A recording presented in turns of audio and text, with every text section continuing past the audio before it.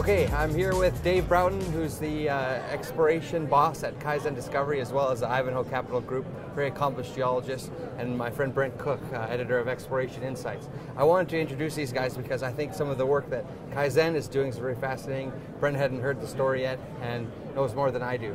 So maybe to start off, what is the award that you're receiving today, and what brings you to PDAC?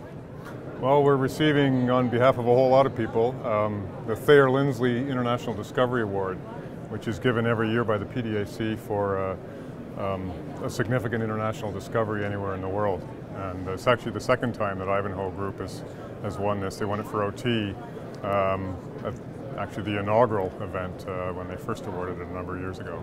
So you got a... Yeah, now you're up in the Yukon for something different. That's right. So Kaizen late last year picked up a package of land and took over a small company with an adjoining package of land up in the western part of Nunavut. And it's another stratiform copper play like the one that we found Kamoa at. There's copper everywhere you land, so there are good signs when you just get on the ground and wander around. That's been appreciated for a long time. It was discovered initially in the 60s and some work was done then, but really nothing's happened for about 20 years.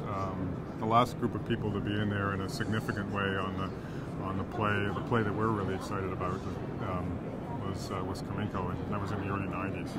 So there really are two plays. There's a volcanic hosted copper play, which has got a lot of very high grade copper, well-known lode copper, I guess you'd call it, in volcanic rocks.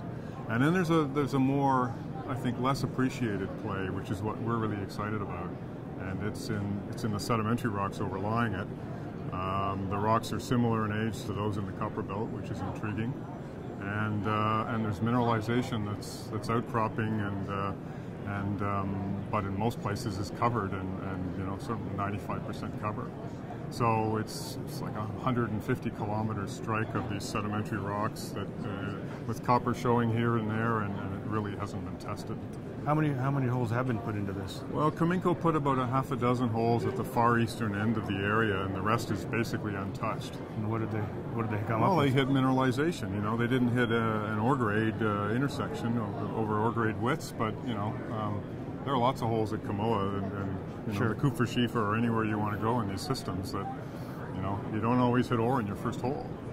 You got to be the usual things, right? Persistent. Mm-hmm. So what sort of width thickness are we talking in this horizon? We don't know. Well, from the drilling you got so far. Oh, there are you get mineralization over meters. In lenses and so on, and so there is some government geophysical data that gives us some idea as to what the big structures might be that might help control mineralization. We have some old prospecting and that sort of thing that we know about.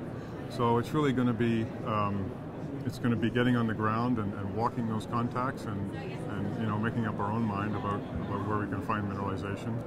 And then we're looking at doing a series of widely spaced stratigraphic holes, just like you would in other districts. You really got to step back and sort of, these things go for kilometers.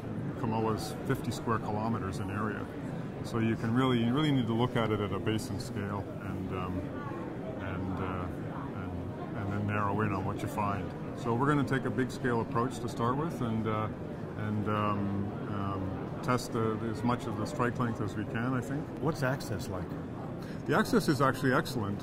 We're just south of the old town of Coppermine, now called Kuguktuk. Oh, the old famous Coppermine. Yeah, you're right in Coppermine, okay. And so it's it's a short helicopter ride from there to the project. There's an airstrip, regular air service. There's an old airstrip actually on one of the properties that we're going to use for direct access with a fixed wing aircraft. So it doesn't get much better in that sense. Yeah. So conceptually, what do you need to see? What do you need to find there that takes it, up to the Kamoa stage, or up to a stage where it's a world-class deposit, or at least something that's really profitable? What do you need to see? Like anywhere, you want to drill a discovery hole that's got an ore grade and width, and then you want to step out from that and build tons. It's really, that's what it's all about. What grade do you need? Up there? Good question. I mean, Kamoa's average grade is sort of close to 3%. There are other deposits around the world that have that. If you get 3% copper over sufficient width, you're in business. Okay. So that's how we can judge your program. Although admittedly the first round is basic geology, which I think is really smart. Get a handle on what's going on and then zero in. But essentially, if we're going to watch this play, it's about, okay, first off, okay, we get the concept, it's coming together or it's not coming together. Here's our targets. Next round or 2 rounds after that, all right, we're getting real low cost mineable widths over of 3+% copper. Yep. Okay. Well, that's the objective. I mean, but like anything, you find what you find, well, and you go with it, right? Yeah. So, I mean, they're mining the Humphreys for at under 2%.